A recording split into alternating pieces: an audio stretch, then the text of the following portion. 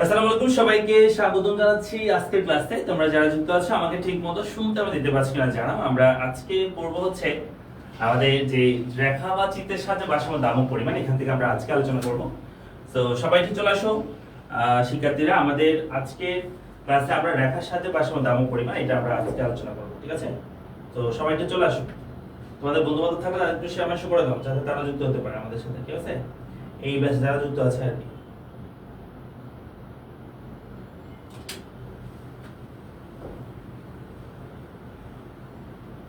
অঙ্কন আছে, নমস্কার স্যার। ওকে, আমরা সবাই একটু চলে আসি। হ্যাঁ, কনক বলছে ভাই আসসালামু আলাইকুম। ওয়ালাইকুম সালাম। ওকে, সবাই একটু চলে আসো। তোমাদের বন্ধুরা ফ্রেন্ডস থাকলে তাদেরকে একটু শেয়ার করে দাও যাতে তারা যুক্ত হয়ে যেতে পারে আজকের ক্লাসে, ঠিক আছে? আজকের ক্লাসে সবাই যুক্ত হয়ে যেতে পারার মতো সবাই একটু জয়েন করে ফেলো। তোমাদের বন্ধু বান্ধব যারা আছে সবাইকে একটু শেয়ার করে দাও যাতে তারা যুক্ত হতে পারে আজকের ক্লাসে। শামিকা, শাম্মী আছে, শাম্মী সালাম দিয়েছে। ওয়ালাইকুম সালাম। ওকে, আমরা শুরু করি। হ্যাঁ, আস্তে আস্তে আমরা শুরু করছি। তোমরা আস্তে আস্তে জয়েন করতে থাকো। আমরা পড়বো আজকে হচ্ছে আমাদের রেখার সাহায্যে ভারসাম্য দামক পরিমাণ নির্ণয়, এটা আমরা শিখবো। তো আমি তোমাদেরকে হোয়াইট বোর্ডে যাই, হোয়াইট বোর্ডে গিয়ে আমি এটা তোমাদেরকে লিখে দেখাই, লিখে আস্তে আস্তে পড়াই, তাহলে তোমাদের জন্য বুঝতে সুবিধা হবে আর কি, ঠিক আছে? তো দেখো, আমরা পড়বো আজকে রেখা বা চিত্রের সাহায্যে ভারসাম্য দামক পরিমাণ নির্ণয় করবো। হ্যাঁ, এটা হচ্ছে আমাদের 2 নম্বর টপিক। অর্থাৎ আমরা বস্তুর ভারসাম্য দামক পরিমাণ আসলে নির্ণয় করা যায় 3 ভাবে। একটা হচ্ছে সূচির সাহায্যে, রেখার সাহায্যে, সমীকরণের সাহায্যে। আজকে আমরা রেখার সাহায্যে সেটা আমরা দেখবো। হ্যাঁ, সবাই লিখবো রেখার সাহায্যে। আমরা লিখবো রেখার সাহায্যে ভারসাম্য দামক পরিমাণ নির্ণয়। এটা হচ্ছে 2 নম্বর টপিক। 2 নম্বর টপিক হচ্ছে এটা। এটার নাম হচ্ছে রেখার সাহায্যে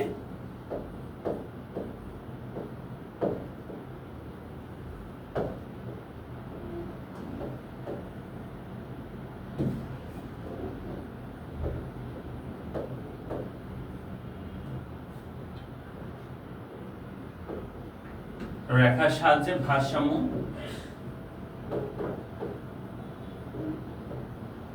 দাম ও পরিমাণ নির্ণয়। আমরা রেখার সাহায্যে ভারসাম্য দাম ও পরিমাণ নির্ণয় করব, ঠিক আছে? তো দেখো, রেখার সাহায্যে ভারসাম্য দাম ও পরিমাণ নির্ণয় করা আমরা শিখবো আর কি, ঠিক আছে?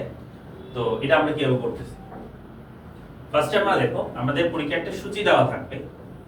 এরপর একটা সূচি দেওয়া থাকবে যেখানে দাম, চাহিদার পরিমাণ, যোগানের পরিমাণ দেওয়া থাকবে। হ্যাঁ, আমাদের দাম দেওয়া আছে P এবং চাহিদা দেওয়া আছে, চাহিদাকে আমরা বলি QD, মানে কোয়ান্টিটি অফ ডিমান্ড, এটা দেওয়া আছে। এবং যোগান দেওয়া আছে, যোগান দেওয়া আছে যেটাকে আমরা বলি QS। তো পরীক্ষায় যেটা হয়, এই যে মান দেওয়া আছে, ফার্স্টে দেওয়া আছে দাম যদি হয় 1 টাকা, মনে করো চাহিদা পরিমাণ তখন 20। দাম 2 টাকা হলে চাহিদা দাম মনে করো একটা বস্তার চাহিদা পরিমাণ হচ্ছে চাহিদা বেশি। দাম 2 টাকা হলে চাহিদা কমে হয় 15, আর দাম 3 টাকা হলে চাহিদা আরো কমে 10 হয়। অন্যদিকে দাম একটা বস্তায় যোগান মনে করো যে 10টা যোগান বিক্রি করতে চায় বিক্রেতা। দাম 2 টাকা হলে যখনই দাম বাড়ে যোগান একটু বাড়ে, যোগান বেড়ে মনে করো 15 হয়েছে। দাম যদি 3 টাকা হয় তখন যোগান বেড়ে আরো বৃদ্ধি পাইছে, যোগান মনে করো 30 হয়েছে, 20 হয়েছে। দাম বাড়ে যোগান বাড়ে। এবার এই সূত্রকে পরীক্ষা করবে যে চিত্রের সাহায্যে ভারসাম্য দাম ও পরিমাণ নির্ণয় করো। তাহলে আমরা চলো চিত্র আঁকবো। হ্যাঁ, আমরা চিত্র আঁকবো। আমরা দুটো অক্ষর নিচ্ছি চিত্রের মধ্যে। এটা হচ্ছে মূল বিন্দু, উপরের দিকে থাকবে দাম, যেটাকে আমরা বলি P, মানে প্রাইস। এটা থাকবে লম্ব অক্ষে। আর ভূমি অক্ষে থাকবে হচ্ছে চাহিদা যোগানের পরিমাণ। এখানে আমরা লিখবো চাহিদা ও যোগানের পরিমাণ, চাহিদা ও যোগানের পরিমাণ, যেটাকে আমরা বলি QD এন্ড কি। তো দাম আছে 1 2 3, মনে করো এখানে আমরা লিখব দাম 1 2 মনে করো 3, মানে দাম এভাবে আছে 1 2 3।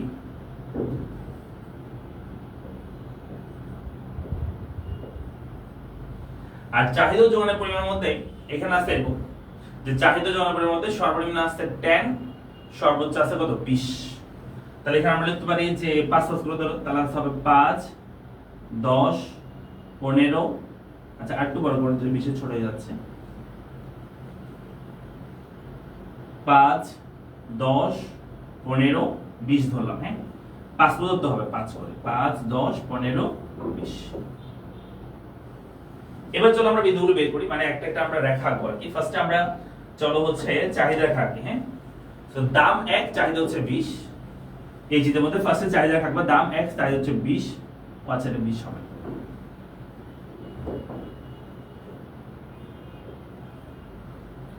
তো দাম এক অবস্থায় চাহিদা যদি 20 হয়, এক অবস্থায় চাহিদা হচ্ছে 20, প্রথমে দেওয়া হবে এই জায়গাটাতে। দাম যদি 2 হয়, চাহিদার পরিমাণ হবে 15। দাম 2 হলে চাহিদা হবে 15। ও সরি, এটা 15 থেকে করে ফেলছি না, সরি সরি।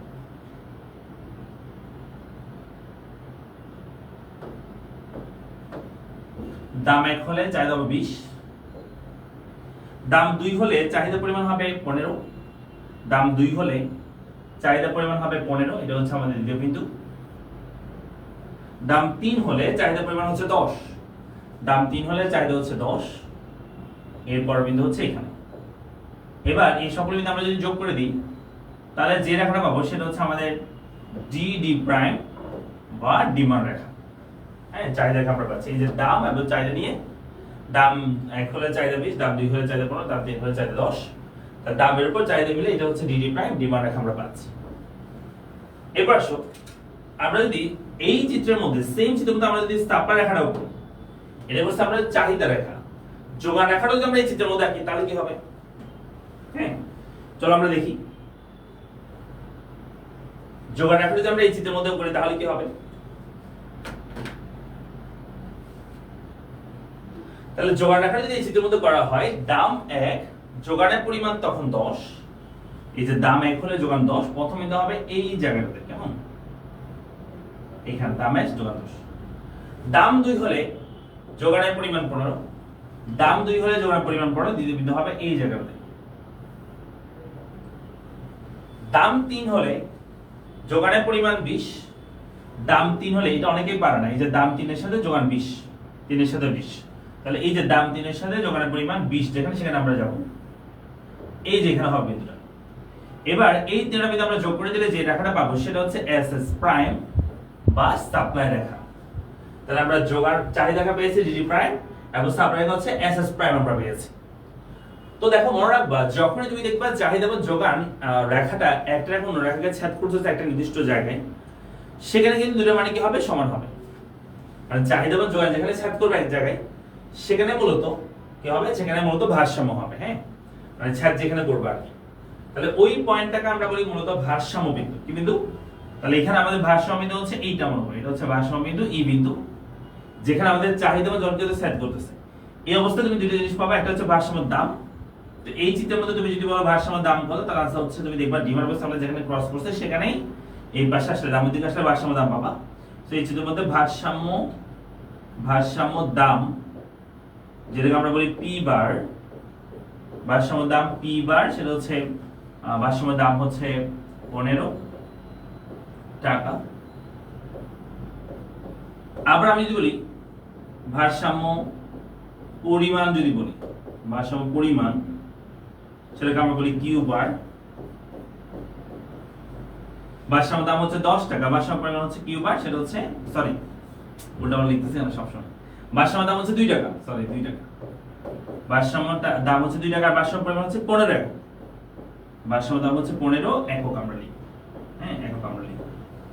ওকে, তাহলে ভারসাম্য দাম হচ্ছে 2 টাকা, আর ভারসাম্য পরিমাণ কত একক? 15 একক আমরা লিখেছি। তাহলে এই হচ্ছে কাজ।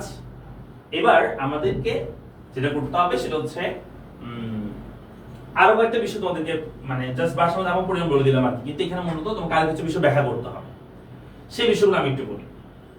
আচ্ছা, তোমরা যদি এখানে দেখো এই চিত্রের মধ্যে, আমি যদি বলি 1 টাকা অবস্থায় দাম যখন 1 টাকা, তখন চাহিদার পরিমাণ কত? দাম একটা অবস্থায় চাহিদার পরিমাণ, আচ্ছা আমি এখানে কয়েকটা বিন্দু দিই আরো, যেমন এটা এ বিন্দু, এটা বি বিন্দু, এটা হচ্ছে সি বিন্দু, এটা হচ্ছে ডি বিন্দু। শোনো, আমি যদি বলি দাম 1 টাকা, তখন চাহিদার পরিমাণ কত? দাম একটা অবস্থায় চাহিদার পরিমাণ বি বিন্দুতে 20 আর দামস্তর যোগানের পরিমাণ এ বিন্দুতে 10। তার মানে 1 টাকা দামে চাহিদা বেশি, যোগান কি কম। তাহলে আমরা বলতে পারি 1 টাকা দামের চাহিদা কি বেশি, যোগান কি বলো তো কম হচ্ছে। তার মানে আমাদের চাহিদা আছে 1 টাকা দামে এইটুক চাহিদা, 20টা চাহিদা, কিন্তু যোগান দিতে পারতেছে এতটুকু। তাহলে এইটুক দ্রব্য আমাদের কি থাকবে, এই যে এ থেকে বি পরিমাণ, এইটুকু আমাদের ঘাটতি থাকবে। কি থাকবে? ঘাটতি। তাহলে ঘাটতির পরিমাণ হচ্ছে এ থেকে বি পরিমাণ। যে কোনো সংখ্যা থাকতে পারে, এখানে যে কোনো প্রতীক থাকতে পারে, নো প্রবলেম, ওই প্রতীকগুলো বলবো আর কি। অর্থাৎ দাম একটা অবস্থায়, চাহিদার পরিমাণ 20, যোগানের পরিমাণ 10, তার মানে আমাদের চাহিদা বেশি, যোগান কি কম। তাহলে এইটুকু পরিমাণ দ্রব্য আমাদের ঘাটতি বা শর্টেজ সৃষ্টি হবে, ঘাটতি বা শর্টেজ হবে। বুঝা গেছে? তাহলে এখানে ঘাটতি পরিমাণ এ থেকে বি পরিমাণ। আর যদি সংখ্যায় বলতে চাও, সংখ্যায় যদি বলো যে এখানে ঘাটতি কত হচ্ছে, সংখ্যায় বলো, তাহলে তো হচ্ছে চাহিদা এখানে 20, যোগান 10, তার মানে ওই চাহিদা থেকে যোগানটা বাদ দিয়ে দাও, তাহলে 20 থেকে 10 বাদ দিলে উত্তর হচ্ছে বিয়োগফল যে 10, সেটা হচ্ছে আমাদের ঘাটতির পরিমাণ। আবার আমি যদি বলি এই চিত্রের মধ্যে আবার যদি আমি বলি দাম যদি হয় 3 টাকা, দাম যদি হয় 3, চাহিদার পরিমাণ সি বিন্দুতে 10 আর যোগানের পরিমাণ ডি বিন্দুতে 20, তার মানে 3 টাকা দামে চাহিদা কম, যোগান কি বেশি। তাহলে 3 টাকা দামে বলতে পারি চাহিদা কম, যোগান কি হচ্ছে বলতো বেশি হচ্ছে। 3 টাকা দামে চাহিদা এতটুকু, যোগান কিন্তু এতটুকু। চাহিদা এতটুকু, যোগান কতটুকু এতটুকু। তাহলে এইটুকু দ্রব্য পরিমাণ আমাদের কি থাকবে, এইটুকু আমাদের কি থাকবে, আমাদের উদ্বৃত্ত সৃষ্টি হবে। আচ্ছা, উদ্বৃত্ত কি? উদ্বৃত্ত মানে হচ্ছে যে জিনিসের চাহিদা বেশি, চাহিদা কম কিন্তু যোগান বেশি। মানে মনে করো আমাদের এতটুকু পরিমাণ দ্রব্যের চাহিদা আছে কিন্তু যোগান দিতে পারতেছে আমরা এতটুকু, তাহলে অতিরিক্ত আমাদের দ্রব্য থেকে যাবে, হাতে থেকে যাবে। সে হাতে থেকে যাওয়া সেটাকে আমরা ব্যালেন্স বা উদ্বৃত্ত বলে থাকি। তাহলে আমাদের চাহিদা আছে একটু সি বিন্দুতে 3 টাকা দামে, সি বিন্দুর চাহিদা পরিমাণ, চাহিদা রাখা সি বিন্দুতে 10 আর যোগানের পরিমাণ হচ্ছে ডি বিন্দুতে 20, তার মানে যোগান বেশি, চাহিদা কি কম। তাহলে এইটুকু পরিমাণ দ্রব্য আমাদের কি থাকবে, উদ্বৃত্ত সৃষ্টি হবে। আবার আমি যদি দাম যদি 2 টাকা হয়, আবার যদি আমি বলি দাম যদি 2 টাকা হয়, তখন চাহিদার পরিমাণ এবং যোগানের পরিমাণ মিলিত হচ্ছে ই বিন্দুতে। তাহলে সেখানে আমাদের ভারসাম্য দাম হচ্ছে 2 টাকা আর ভারসাম্য পরিমাণ হচ্ছে 15 একক। কত দেখো 15 একক।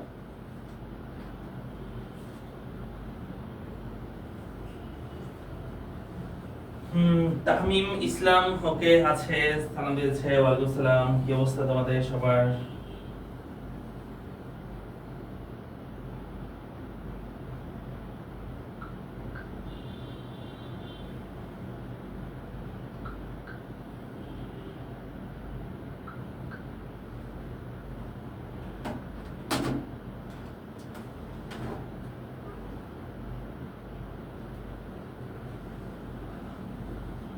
আচ্ছা, আপনাকে বুঝতে পারছি? তাহলে আমরা ব্যাখ্যা বলবো, আবার বলছি ব্যাখ্যা কেমন লিখবো। আমরা লিখবো চিত্রে লম্বকের দাম ভূমিকের চাহিদা এবং যোগানের পরিমাণ করে ডিডি প্রাইম চাহিদা রেখা এবং এসএস প্রাইম যোগানের রেখা অনুমান করা হলো। যেখানে আমরা দেখতে পাই দাম একটা অবস্থায় চাহিদার পরিমাণ বি বিন্দুতে 15, যোগানের পরিমাণ এ বিন্দুতে 10, তার মানে 1 টাকা দামে চাহিদা বেশি, যোগান কি কম। তাহলে আমাদের ঘাটতির পরিমাণ এ থেকে বি পরিমাণ। অন্যদিকে বলতে পারি দাম যদি হয় 3 টাকা, তখন চাহিদার পরিমাণ সি বিন্দুতে 10 আর যোগানের পরিমাণ ডি বিন্দুতে 20, তার মানে 3 টাকা দামের চাহিদা কম, যোগান কি বেশি। তার মানে এই ক্ষেত্রে আমাদের উদ্বৃত্ত সৃষ্টি হবে, আর সেই উদ্বৃত্তের পরিমাণ হচ্ছে সি থেকে ডি পরিমাণ। এটা হচ্ছে আমাদের উদ্বৃত্তের পরিমাণ, ঠিক আছে? আবার আমি যদি বলি দাম যদি 2 টাকা হয়, তখন ডিমান্ড এবং স্থাপনা রেখা মিলিত হয় ই বিন্দুতে, যেখানে ভারসাম্য দাম হচ্ছে 2 টাকা আর ভারসাম্য পরিমাণ হচ্ছে 15 একক। অর্থাৎ এখানে ডিমান্ড এবং স্থাপনা কি হচ্ছে, সমান হচ্ছে আমাদের, তাই না? তাহলে ভারসাম্য দাম কত, 2 টাকা আর ভারসাম্য পরিমাণ বলে তখন কি বলবা, 15 একক বলবা, ঠিক আছে? তাহলে আমরা কি পারবো পরীক্ষা আসলে?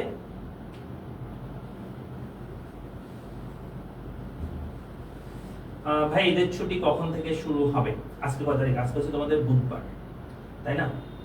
আচ্ছা, তোমাদের আমরা হচ্ছে শুক্রবার থেকে আমাদের বন্ধ শুরু হবে, শুক্রবার থেকে।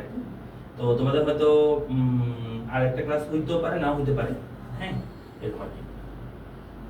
শুক্রবার থেকে বন্ধ হবে, শুক্রবার থেকে বন্ধ শুরু হবে, মানে বৃহস্পতিবার লাস্ট, আগামীকালকে লাস্ট। তোমাদের আগামীকালকে তো ক্লাস না হওয়ার সম্ভাবনা বেশি।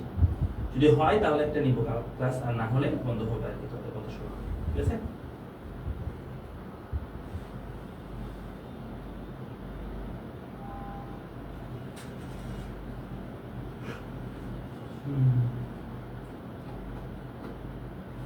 একটু বলো তো সবাই পারবে কিনা?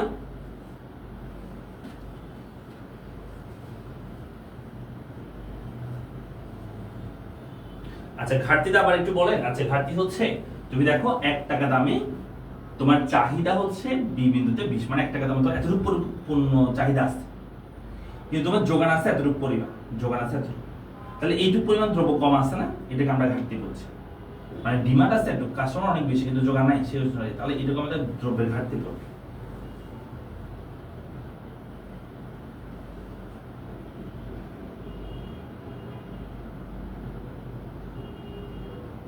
হয়েছে? তাহলে এবার আমরা তাহলে ভারসাম্য পড়েছি। এবার এখানে কিছু অ্যাপ্লিকেশন আছে। অ্যাপ্লিকেশন কি? যে যদি পরীক্ষা বলে যে চাহিদা স্থির থেকে যদি যোগানের চেঞ্জ হয়, বা যোগান স্থির রেখে যদি চাহিদা চেঞ্জ হয়, বা চাহিদা ও যোগানে যদি যুগপৎ চেঞ্জ হয়, তাহলে আসলে ভারসাম্যের উপর আসলে কি প্রভাবটা পড়বে। হ্যাঁ, এরকম কিছু প্রশ্ন আছে। মানে এই চাহিদা এবং যোগানের মানে ভারসাম্যের উপর যদি চাহিদা বা যোগানের কোনো পরিবর্তন হয় আর কি, ঠিক আছে? তো চলো আমরা সেটা এবার শিখবো। আমরা শিখবো এবার যে ভারসাম্য দামের উপর চাহিদা যোগানের পরিবর্তন জনিত প্রভাব, ঠিক আছে? আমরা সমীকরণের সাথে ভারসাম্য দাম এর পরে করব, আগে আমরা এটা পড়ে ফেলি। হ্যাঁ, আমরা করব যে ভারসাম্য দামের উপর চাহিদা যোগানের পরিবর্তন জনিত প্রভাব। কি প্রভাবটা আসলে পড়ে আমরা লিখবো, এটা হচ্ছে আমাদের টপিকের নাম, ভারসাম্য দামের উপর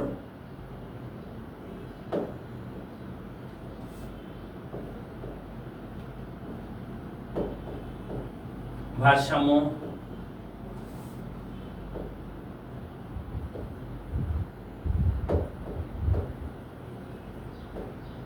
দামের উপর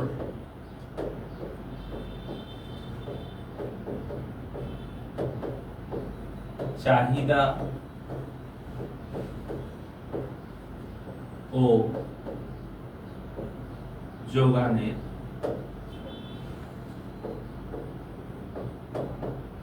পরিবর্তন জনিত প্রভাব। ভারসাম্য দামের উপর চাহিদা যোগানের পরিবর্তন জনিত প্রভাব।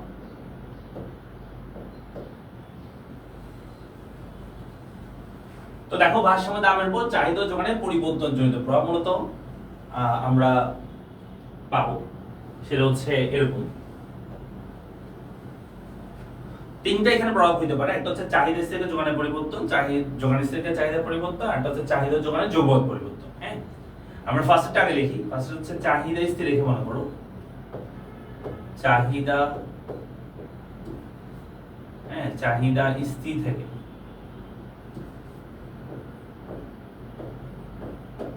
থেকে যোগানের